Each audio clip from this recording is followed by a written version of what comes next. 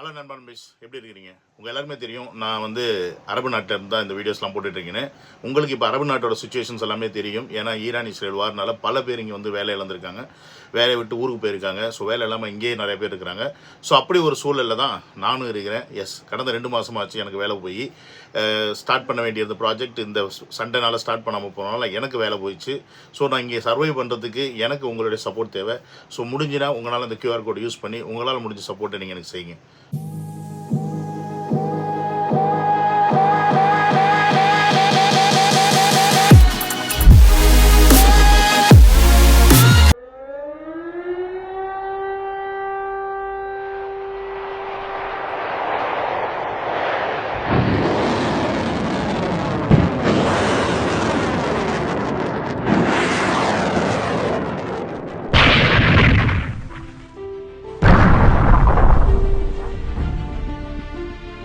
உலக நாடுகள்லாம் இன்னைக்கு உத்து நோக்கிற ஒரே விஷயம் என்னன்னு பார்த்தீங்கன்னா ஈரான் இஸ்ரேல் வார். அதுக்கு முக்கியமான காரணம் என்ன அப்படின்னு பார்த்தீங்கன்னா ஸ்ட்ரெயிட் ஆஃப் ஹார்மஸ் அப்படின்ற இந்த வேர்ட்.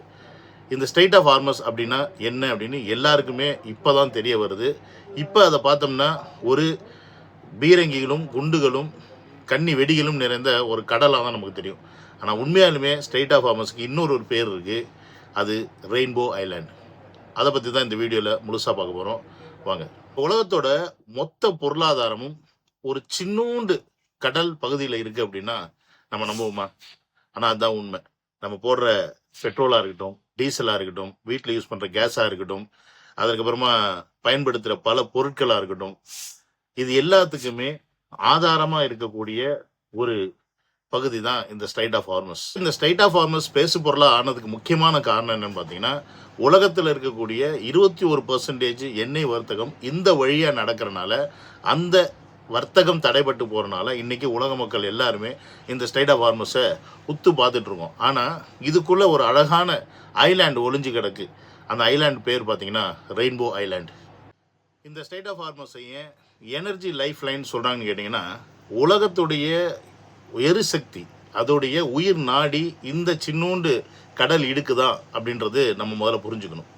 ஏன்னா இது பார்த்திங்கன்னா ஒரு ஈரான் ஓமானுக்கு இடையே இருக்கக்கூடிய ஒரு சின்னூண்டு ஒரு பாதை தான். இதில் பார்த்திங்கன்னா இப்போ உலகத்திலேயே மிகப்பெரிய எண்ணெய் டேங்கர்களாக இருக்கட்டும், மிகப்பெரிய எந்திரங்கள், இது மாதிரி எல்லாமே இந்த வழியை தான் பல பெரிய பெரிய டேங்கர்கள் இந்த வழியாக தான் உலக நாடுகளுக்கு எரிபொருளை ஏற்றி போகுது அப்படின்றத நம்ம முதல்ல புரிஞ்சுக்கணும். இதை பாதுகாப்பாக கொண்டு போகிறதுக்கு அதை சுற்றி பல நேவி கப்பல்கள் இத்தனை ஆண்டு காலமாக அந்தந்த நாட்டு கப்பல்களை அந்தந்த நாட்டு ஆர்மி பாதுகாப்பாக கொண்டுட்டு போய் அந்த சைடு விடுவாங்க. ஸோ அப்படி ஒரு வழித்தடம் தான். வெறும் ஒரு 32 கிலோமீட்டர் அகலமே உள்ள இந்த வழித்தடத்தில் இது வளைஞ்சு போகக்கூடிய அந்த கப்பல் மிக மிக மிக மெதுவாக தான் போக முடியும். அதுவும் பாதுகாப்பு இல்லாமல் போனால் அந்த இடத்துல பார்த்திங்கன்னா ஷாலோ வாட்டர்ஸ், ஈஸியாக கரை தட்டுறதுக்கான நிறைய வாய்ப்புகள் இருக்குது. அப்போ அந்த குறுகிய பாதையில் கரெக்டாக கொண்டு போகிறது மிகப்பெரிய சவால் அங்கே இருக்க கப்பல்களுக்கு. அதையும் மீறி தான் இந்த வர்த்தகம் இவ்வளோ ஸ்மூத்தாக இத்தனை ஆண்டு காலம் நடந்துகிட்டு இருந்துச்சு. ஆனால் இப்போ இந்த சண்டையினால் இந்த வர்த்தகம் டோட்டலாக நின்றுச்சு. ஆனால் இதெல்லாம் தூக்கி அப்படி ஓர வச்சுட்டு இந்த போர் கப்பல்கள், சண்டைகள், குண்டுகள் இது எல்லாத்தையும் தூக்கி வச்சுட்டு இந்த இடத்த பார்த்தோன்னு வச்சுக்கோங்களேன், அப்படி ஒரு ரம்மியமான அழகான ஐலாண்டு. செம்மையாக இருக்கும் பார்க்குறதுக்கு, அவ்வளோ பியூட்டிஃபுல்.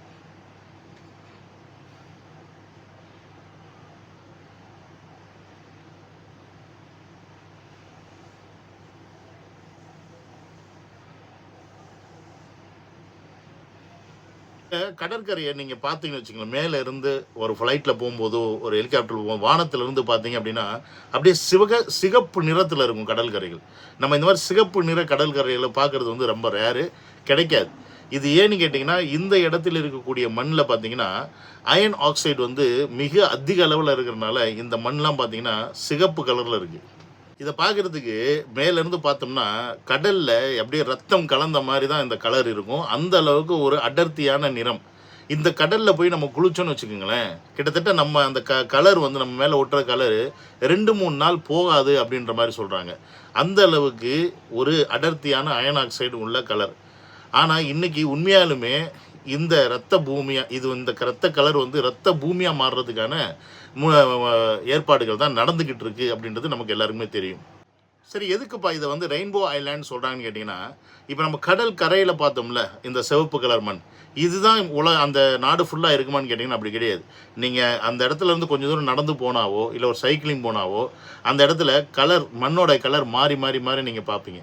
கடல் கரையில் சிவப்பு இருந்துச்சுன்னா இன்னொரு இடத்துல சாம்பல் கலரில், இன்னொரு இடத்துல மஞ்சள் கலரில் இருக்கும். இந்த மாதிரி டிஃப்ரெண்ட் கலரான மணல்கள் வந்து இந்த ரெயின்போ ஐலாண்டில் நீங்கள் பார்க்க முடியும். ஸோ அதனால தான் இதை வந்து ரெயின்போ ஐலாண்ட்னே கூப்பிடுறாங்க.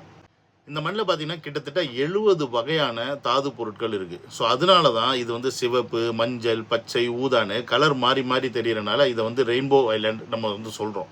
அது மட்டும் இல்லாமல் இந்த சிவப்பு மண் இருக்குல்ல, இதை வந்து ஜெலாக்குன்னு அந்த நாட்டில் வந்து எல்லோரும் சொல்லுவாங்க. இந்த ஜெலாக் அப்படின்ற அந்த மண்ணை வந்து அவங்களுடைய உணவில் கூட பயன்படுத்துகிறாங்க. ஒரு மசாலா டைப்பாக உயனில் கூட பயன்படுத்துகிறாங்க. ரொட்டி வகையால் இந்த மண்ணை வந்து பயன்படுத்தி அவங்க சாப்பிட்றாங்க. மண் வந்து பல வகையான தொழில்களுக்கு பயன்படுது.